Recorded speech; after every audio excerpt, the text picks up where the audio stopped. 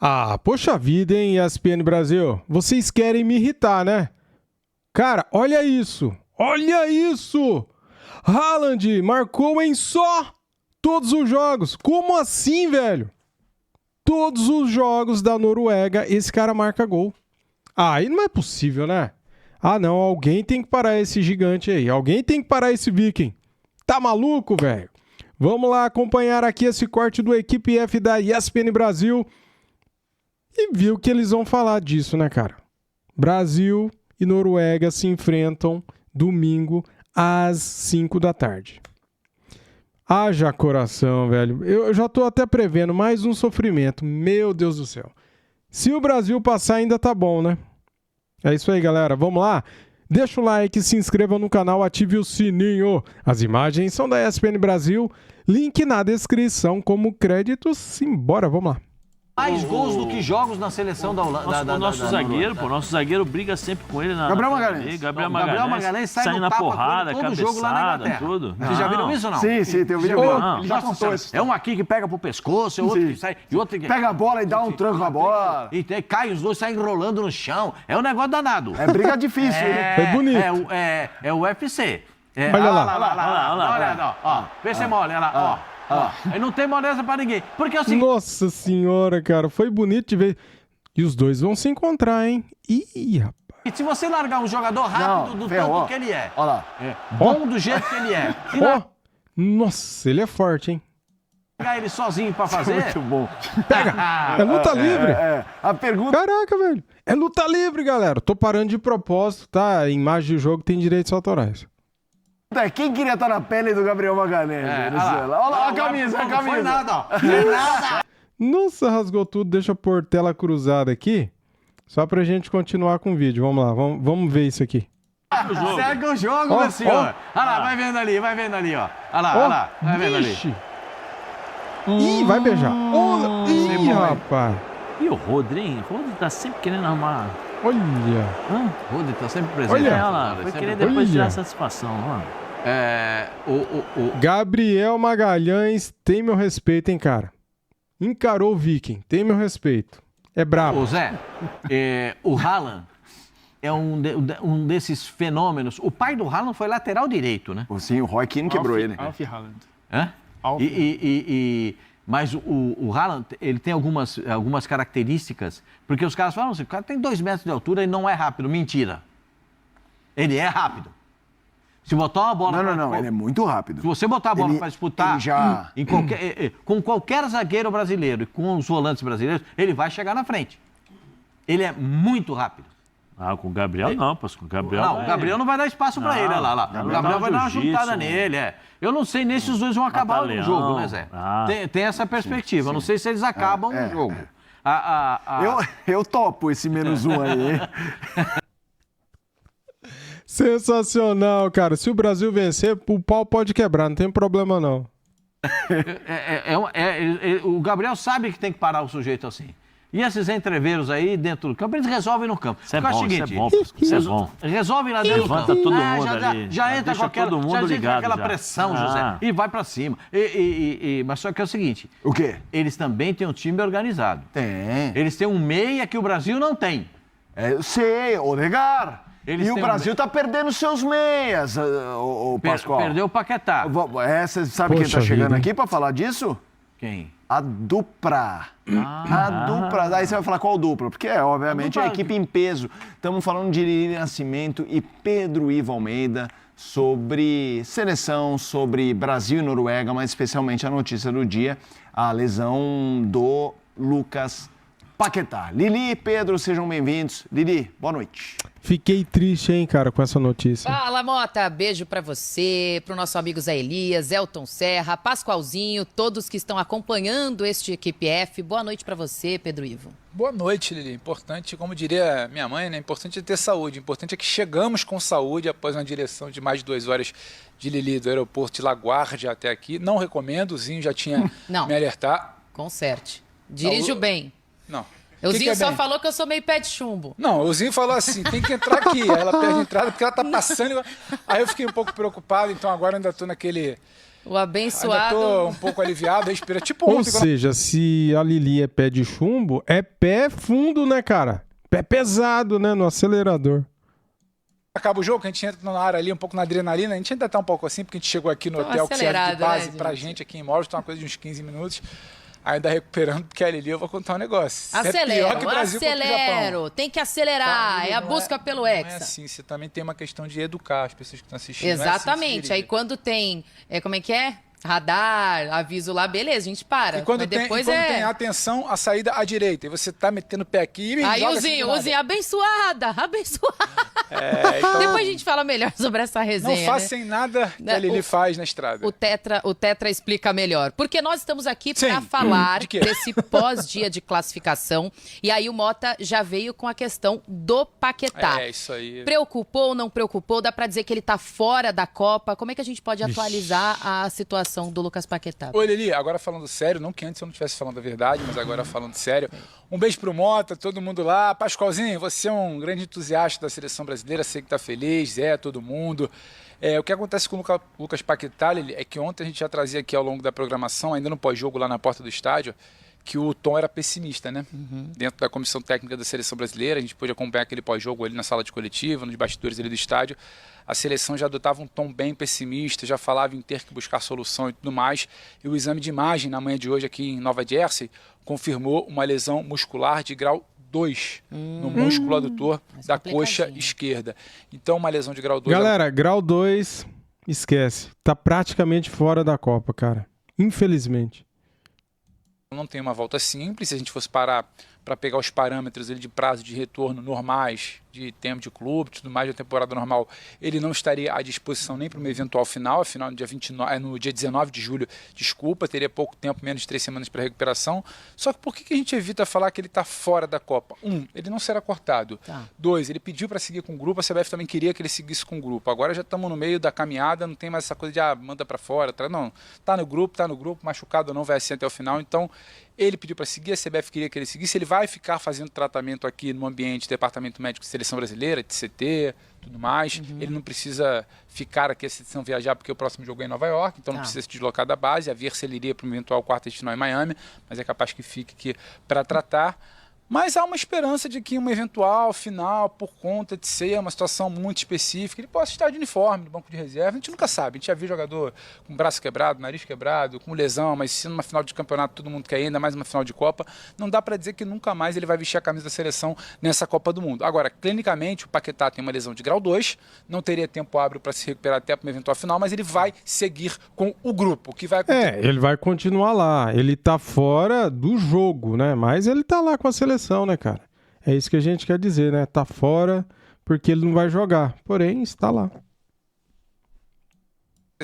Só lá no dia 19 de julho, caso o Brasil chegue, tomara que chegue, mas a situação o Paquetá está fora do time, a comissão técnica não trabalha mais com ele e ele também sabe que não necessariamente está envolvido em preparação de oitavas, quartas e semi. Agora, uma lesão de grau 2 geralmente se leva de 3 a 4 semanas, exatamente. Né? Então, por isso que seria improvável dizer, mas ele não foi oficialmente cortado. E como o Rafinha também, né? A gente vai entrar no assunto Rafinha, vamos falar muito de Paquetá também, mas o Rafinha iniciando todo o processo de recuperação, parece que ele foi a campo. O que dá para atualizar da situação do Rafinha, que ainda exige muito cuidado, claro. Foi a campo. Nosso Bruno Vicari, que está aqui do lado, acompanhando atentamente o nosso link sobre a supervisão de Bruno Vicari aqui, não vai errar não, hein? Jamais. Vicari está de olho. Ele nos contava, inclusive acompanhou o treino da manhã aqui em Morrison, que depois que a imprensa saiu, a gente dividia aqui a informação, o Rafinha foi a campo. Mas foi a campo naquele esquema, não é exatamente um trabalho físico, é uma finalização de tratamento. Somente tênis, não toca muito em bola, faz uma atividade absolutamente isolada do grupo, é muito mais para estar no ambiente de gramado do que exatamente não estar dentro de academia, mas ele ainda não tem previsão de trabalhar com bola, por exemplo, amanhã. Existe uma previsão que, podendo acelerar o tratamento, necessidade, urgência, não tem jogador por ali, assumir o risco, o Rafinha poderia voltar até numa oitava de final no domingo. Mas como há uma solução por ali, tem o Ryan, tem outras opções, a seleção entende que pode estar na quarta de final, não quer gastar esse cartucho nas oitavas, o Rafinha deve seguir seu tratamento, no máximo seria relacionado, mas não vai participar do jogo contra a Noruega no próximo domingo e está finalizando ainda seu tratamento. Mas foi a campo hoje. Sem Paquetá, agora com o Rafinha no campo nos próximos dias, Lili. Agora, o que está acontecendo com o Rafinha foi o que aconteceu com o Neymar quando ele iniciou essa transição física física para o campo, fez atividades de tênis, depois evoluiu ali para chuteira, fazia trabalhos separados com a bola, até que foi com o grupo em total. Vamos lá focar no Paquetá, porque a gente sabe a situação já do Rafinha, o Ancelotti colocou o Ryan, ele tem outras opções ali também para colocar, mas do Paquetá, qual que é a ideia? Para a gente jogar pro pessoal no estúdio também, quem seria esse jogador? Qual seria a solução? Muitos falando sobre o Danilo Barbosa. Qual que seria a ideia da seleção para uma eventual... Na verdade, a gente já pode afirmar, né, que o Paquetá está fora do próximo jogo. Não, o Paquetá está fora pelo menos dos próximos 3 jogos, 8ª, 4ª de semi. Se voltasse a ser relacionado numa final, por ser um caso, um regime de exceção, ali, digamos assim, porque é uma final de Copa do Mundo para estar com o grupo, não necessariamente à disposição. Na ausência do Paquetá, são 2 as possibilidades reais que a comissão técnica trata hoje. Ou a entrada do Martinelli para ser um homem a mais de meio de campo abrindo o Vini, como foi segundo tempo, né? Contra o Japão ontem, ou então a entrada do Danilo Santos, por ser um cara de perna canhota, ocupação de meio de campo, faz o jogo fluir um pouco mais, tem essa qualidade no passe e tudo mais, mas é uma decisão que a comissão vai tomar ao longo da semana. Vai testar um, vai testar outro, vai observar se cabe alguém, 4-2-4, 4-3-3, o que funciona melhor, observar o que a Noruega deve desenhar para o jogo, que a Noruega vem desenhando para os próximos jogos. A seleção começa a se debruçar sobre o trabalho tático da Noruega agora, passado o jogo do Japão. Então não tem exatamente uma escolha tomada pela comissão técnica, né? Tem uma decisão tomada não, tem ainda um trabalho que pode ser feito, observar. Mas acho que Martinelli e Danilo Santos começam a brigar por essa vaga do Paquetá. A entrada do Martinelli mudaria um pouquinho o posicionamento que o Vini vem fazendo? Quando o Douglas Santos abre ali pela esquerda e libera o Vini para ele entrar mais na área. A seleção se acerta na Copa com o Vini um pouco mais por dentro, né? Isso. Só que o Vini um pouco mais por dentro não dava jogo. O Japão protegia muito aquele funil, aquela entrada de área. Então o Vini volta para a beirada de campo, pisando na linha com a entrada do Martinelli. O Martinelli é um homem a mais de meio de campo, ocupa, ele faz meio que uma função lateral ali. Era ele de um lado, Bruno Guimarães do outro. Ryan abre lá de um lado. O Hendrick ainda veio por aqui, o Ryan abre de um lado e o Vini, era uma linha de 5, né? Vini, Martinelli, Guimarães, Hendrick e Ryan. Então tem muito mais disso, do Vini vir bem aberto, como tinha sido em outros momentos da seleção, não no melhor funcionamento da seleção na Copa. Eu acho que não vai ser exatamente isso que o Ancelotti pensa para início. Eu acho que ele vai tentar potencializar o Vini novamente, entendendo quem pode fazer a dinâmica que o Paquetá dava, com bola e sem bola, baixando pelo lado esquerdo ali naquela linha de 4 para defender. Volto com vocês aí no estúdio, Mota, amigos, para a gente discutir muito sobre isso, né? Quem que seria o substituto ideal para o Paquetá? Já deixo esse gancho para vocês, galera. Vai nos comentários e coloque quem é o melhor nome para substituir Lucas Paquetá. Você tem Danilo Santos, você tem Hendrick, Martinelli, você tem o volante que foi convocado no lugar do Wesley, né? O Ederson. Você tem quem mais, cara, que pode entrar ali? Vai lá, caprichem aí. Ou outro nome que seja, vai, comente, fique à vontade. Tem o Fabinho também, que é volante. E vamos ver se você já dá para um bom treinador, beleza? Paquetá, sem mudar tanto a ideia de jogo do Ancelotti agora para essas 8ª de final. Vamos lá, eu acho que a gente começa por essa questão no Paquetá. Zé, Pascoal, Elton, e claro, fiquem à vontade, Lili e Pedro também, o canal aberto para vocês. E aí, eu sei que ontem, no programa com a participação do Zico, falamos sobre a questão do Martinelli ter sido uma opção durante o jogo, mas não sei se eu sou muito receoso, mas eu iria com o Danilo. Sim, mas você tem que imaginar o que estava dizendo o Pedro, que o treinador da seleção brasileira, ele não é que ele seja taxativo naquilo, ele vai te levando a acreditar que ele vai fazer aquilo. Sim, sim. Como é que o Ryan entrou? Porque o Ryan, entendeu? Entrou e fez a posição. Por 2 vezes ele já fez a mesma alteração. Eu sei. Entendeu? Não, e eu entendo isso. Mas a minha questão é ele fez num segundo tempo, numa situação, não no minuto 0. E isso me faz imaginar que permite pelo menos uma certa reflexão. O Martinelli consegue... O que o treinador da seleção brasileira visualiza nesse caso? A recomposição rápida. O Matheus Cunha, ele pode fazer, mas ele não recompõe tão rápido quanto o Martinelli. Você vai dizer, o Danilo Santos recompõe. Puxa vida. O Danilo Santos, para quem não sabe, começou a carreira como ponta esquerda. Ele era ponta esquerda, depois passou para meia esquerda, foi contratado pelo Palmeiras e no Palmeiras ele foi jogar de primeiro volante, segundo volante depois, quando foi jogar no Botafogo. No Palmeiras também jogou de segundo volante. Então, Ele pode fazer isso? Acho que o entendimento dele tático é capaz de dar essa solução. Mas o treinador da seleção brasileira tem dado uma demonstração de que o Martinelli é que ele já preparou para entrar na função do Paquetá. Ele tem dado esses sinais. E eu imagino que isso será repetido. Porque ele dá um sinal e repete a formulação. É o que eu gostaria de ver o Danilo Santos. Se você perguntar para mim, quem é o seu para entrar no lugar do Paquetá? Danilo Santos. O jogo é contra a Noruega, sabendo como é que os caras jogam, como é que eles são fortes, o Berg e o Berge no meio campo, a saída de bola com o Odegaard. Eu tenho que ter todo esse entendimento, saber que ele pode ter velocidade para acompanhar os jogadores de ataque, que são jogadores com muita força, com muita velocidade. Eu tenho que ter um entendimento global. Mas eu sei que o treinador da seleção brasileira pensa no Martinelli. Sim. E é isso que ele deve fazer. O encaixe, inclusive, de jogo contra a Noruega pede o Martinelli. Porque a gente falou agora há pouco aqui, quem é o ponta-direita da Noruega é o Solot.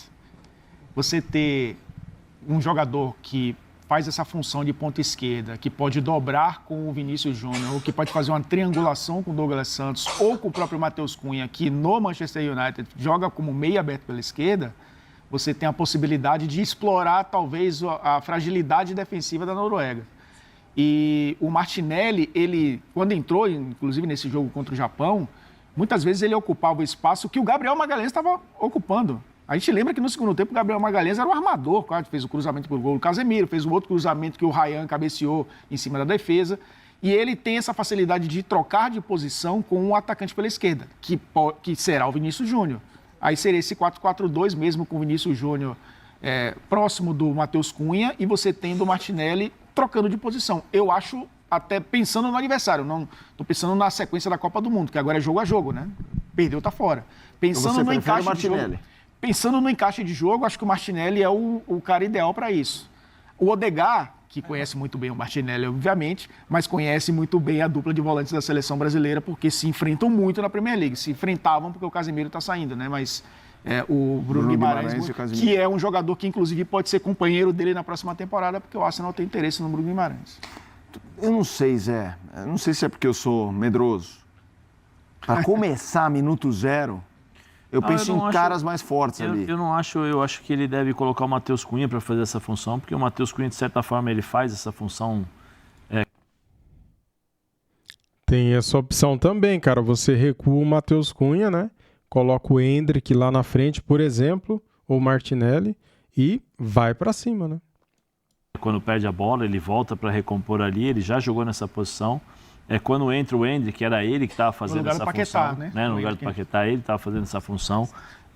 E o time mantém uma estrutura. Estou partindo tudo dentro daquilo que o Ancelotti fala sobre. Não queria mexer na estrutura da equipe, por isso não coloquei o Neymar. Então ele coloca o Endrick, ele põe o Matheus Cunha para fazer essa função, né? E aí abre os dois, o Ryan e o Vini Júnior pelo lado esquerdo para ter mais as jogadas pelos lados do campo.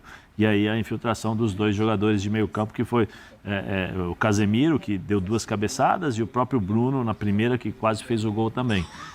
Eu não sei, eu confesso que eu não sei ainda, eu preciso dar uma estudada aí, porque passou na minha cabeça talvez o Endrick, mantenha uma estrutura, põe o Endrick ali, ou vocês podem até me chamar de meio de maluco, mas o Igor Thiago para brigar com os zagueiros, porque os zagueiros são altos, né? E empurrar esse time da Noruega para dentro da área. Eu não sei, porque é um time muito físico, né? O Brasil, em termos de estatura, na frente é um time muito baixo. Eu não sei como é que funciona isso em relação a brigar, segurar a bola para o time poder chegar. Depende também da estratégia utilizada, vamos supor vamos imaginando, né, como que a Noruega vai jogar igual o Japão. Porque o jogo do Japão ajudou o Ancelotti a colocar o Martinelli. Porque o Martinelli não teve função nenhuma de marcação. O Japão estava inteirinho dentro da área e o Martinelli estava sem função nenhuma. Então ele entrava toda hora ali na área para finalizar.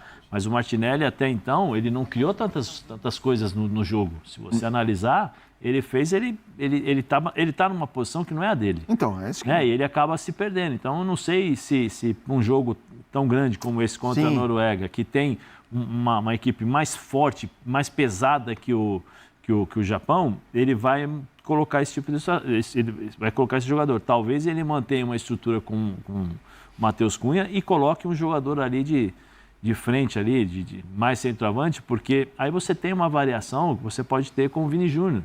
Né? Porque o Vini, quando ele joga por dentro, totalmente por dentro, ele tem dificuldades. Vocês, eu não sei, pelo menos eu, na minha visão, todas as vezes que o Vini criou dificuldades para os adversários, foi na posição que ele jogou no segundo tempo, ou saindo dessa posição. Saindo do lado esquerdo, partindo para cima dos zagueiros, com a bola dominada. O Ancelotti, essa é a grande dificuldade que o Vini tem. O Ancelotti já sinalizou não usar o Matheus Cunha e o Igor Thiago no mesmo time. Isso para ele, eu acho que não é um... Eu imagino que não seja algo que ele vá fazer. Agora, o Martinelli, que é um jogador que ele tem essa função no Arsenal, né? Ele perdeu a posição, inclusive, não é titular absoluto do Arsenal, roda muito ali porque tem pontas que jogam muito bem, mas é um jogador que, nessa função de ponta pela esquerda, e aí pensando no encaixe da Noruega, repetindo, né? Você ter o Solot jogando de ponta direita, esse 1 contra 1, essas dobras em cima de um cara que é muito pesado, eu acho que ele vai apostar num cara assim... O Solot não é nem tão de recompor rápido, né? Não, então... Porque ele não tem essa característica de velocidade. Era a maneira dele ter um jogador que funciona como um finalizador. O que ele faz é deslocar um volante para vir na marcação ou sair um zagueiro para vir na cobertura. E a gente viu o que a Costa do Marfim fez hoje. A Costa do Marfim atacou pelos lados do campo. E a gente viu a Noruega, muitas vezes, bloquear os lados do campo e oferecer o centro que a Costa do Marfim não tinha para jogar. Então, assim, você ter um cara como o Martinelli, que sai da ponta para jogar por dentro também, para oferecer nesse corredor central um cara a mais para produzir para o Vini Júnior, para produzir para o Ryan, para produzir para ele próprio, inclusive, que é um cara que finalizador. Esse é só eu acho que esse é um grande problema, porque o Martinelli ele não produz, ele finaliza, né? Ele não é um cara que... Ele tem uma característica diferente do Paquetá. Sim. O Paquetá produz para os caras finalizarem. O Martinelli é o que finaliza, né? E do Rafinha também. Vamos ver. Posso só já mandar para lá? Exato. Mandar uma pergunta para o Pedro, para a Lili. Boa noite a todos vocês aí. Só a pergunta é o seguinte, o Rafinha volta como titular ou espera o Ryan? Eu acho que o Ryan dominou a posição, hein? O Rafinha hoje não está nem batendo em bola ainda, não está nem calçando chuteira. Para oitavas, acho que no máximo seria relacionado. Para quartas de final, a gente está falando ali de dia 11, né? Sim. 11 de julho. Que aí ganharia 15 minutos. Eu não acho que ele estaria exatamente voltando. Eu acho que ele voltaria aos poucos.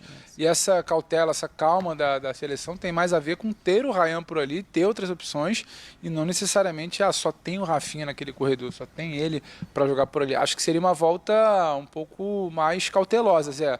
Não imagino o Rafinha chegando para tirar alguém, jogar 45, 60, 70 minutos não, né, Lili? Exato, porque ele voltaria ganhando uma minutagem aos poucos, assim como foi com o Neymar também, né?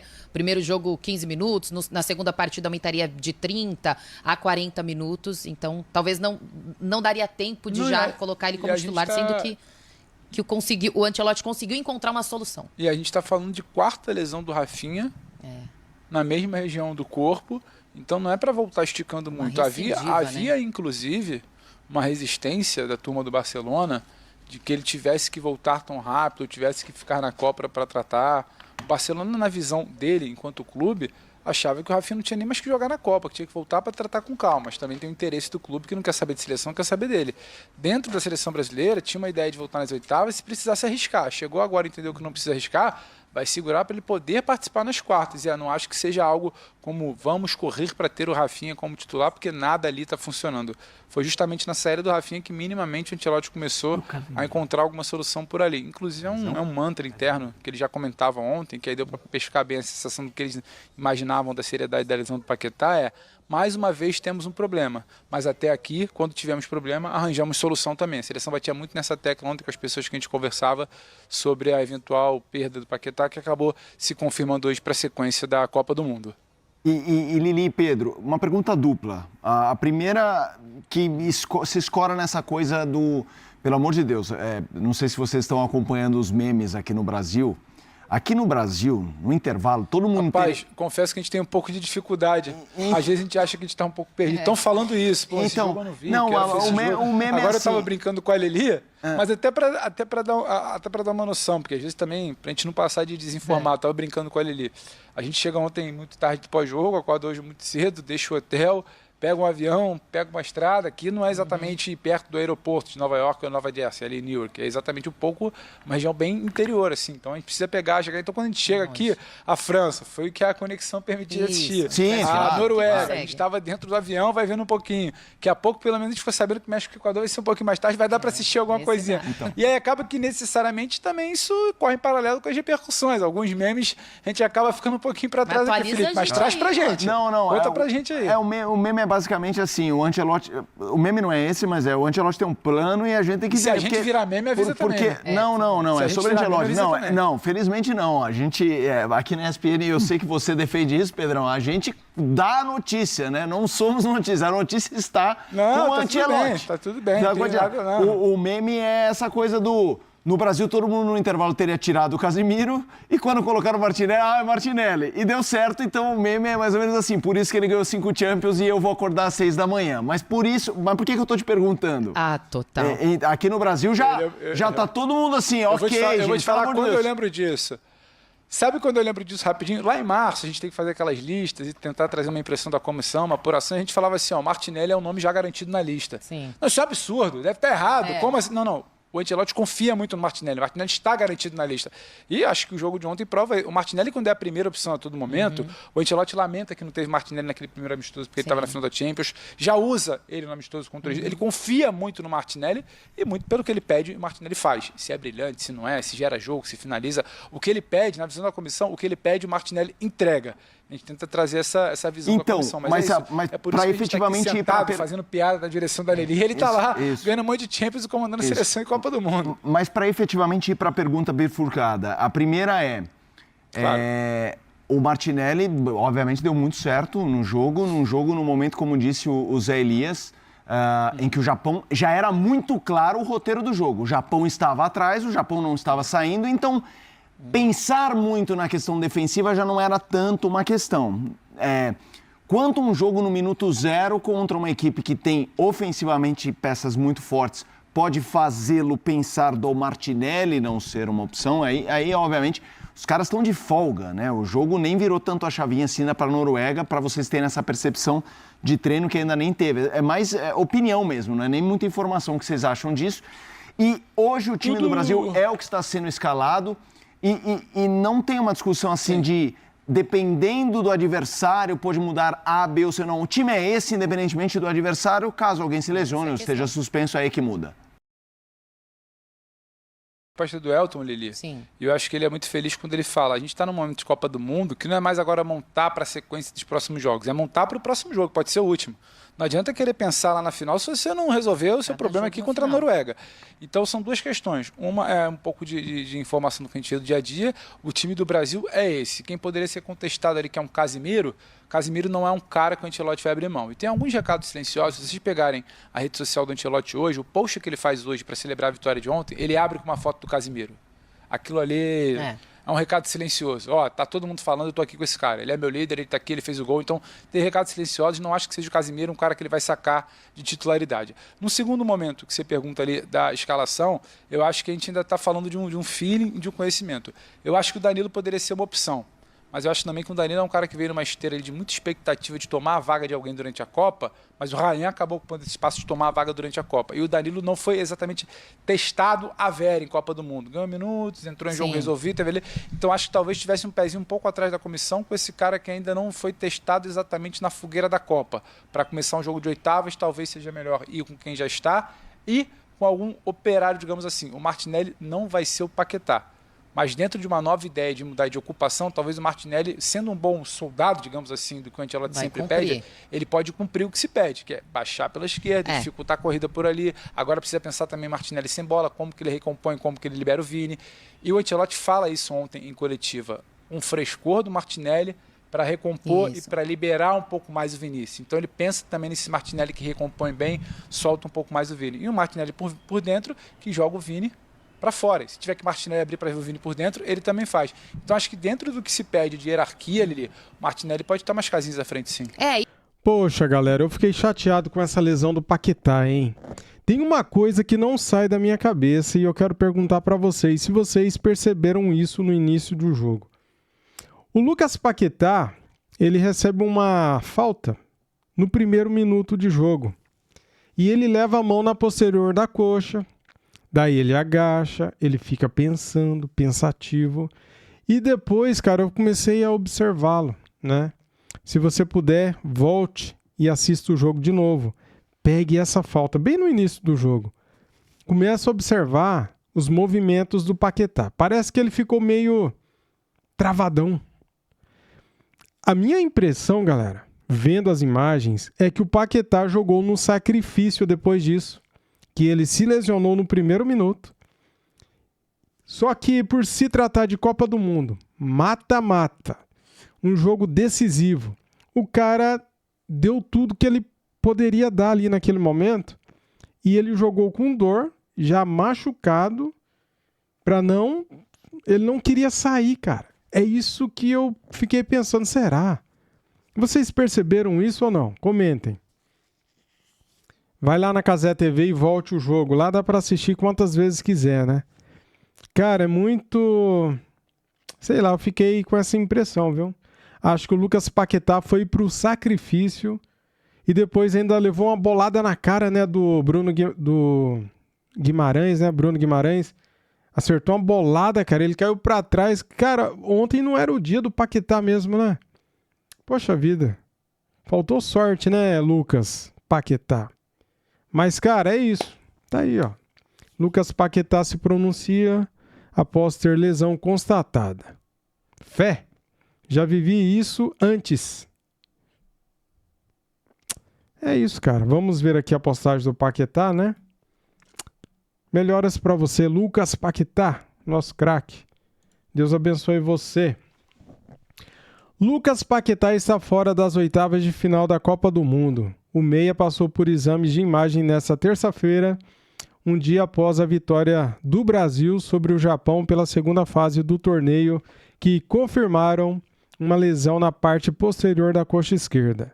Depois de publicar versículos bíblicos em seu perfil oficial, o meia também fez uma declaração afirmando já ter vivido isso antes. Confira o post.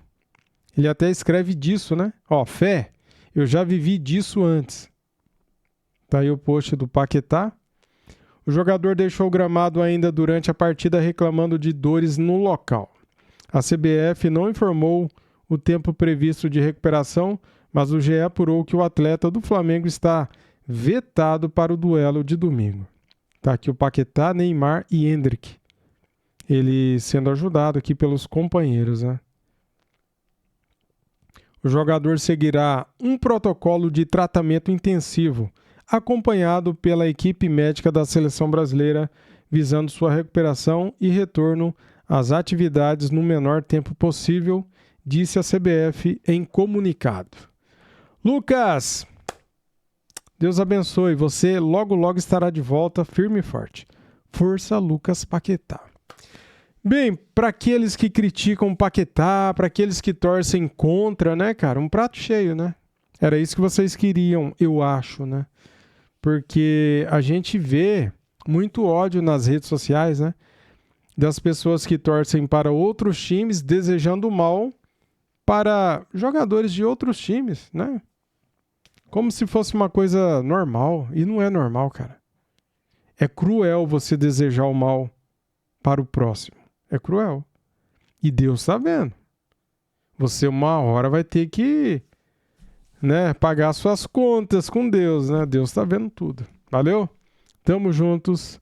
Saudações e até o próximo vídeo aqui do canal.